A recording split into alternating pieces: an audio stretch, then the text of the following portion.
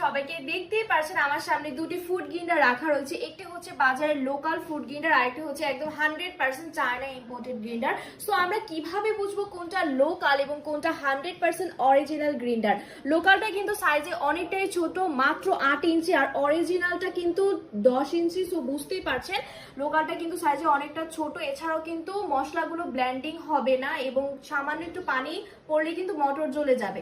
So কেন আমরা বাজারের লোকাল প্রোডাক্ট কিনবো? আমরা হচ্ছে এই 100% অরিজিনাল ফুড গ্রিন্ডারটাই কিন্তু কিনতে পারি, কারণ এটাতে কিন্তু চায়না মার্ক করে দেওয়া আছে। এছাড়াও কিন্তু ফিনিশিংটা অনেকটা গ্লেসিং।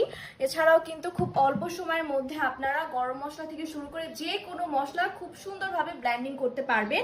গ্রিন্ডারগুলোর কিন্তু প্যাকেজিং কিন্তু প্রায় সেম দেখতে। সো আপনারা এটার সাইজ এবং ফিনিশিং দেখে কিন্তু 100% অরিজিনাল ফুড গ্রিন্ডারটি বেছে নেবেন। সো যারা যারা অর্ডার করতে চাচ্ছেন সবাই স্ক্রিনে দেওয়া নাম্বারে যোগাযোগ করুন, অথবা পেজে গিয়ে আপনার নাম, মোবাইল নাম্বার, ঠিকানা দিয়ে অর্ডারটি প্লেস করে ফেলুন। ধন্যবাদ।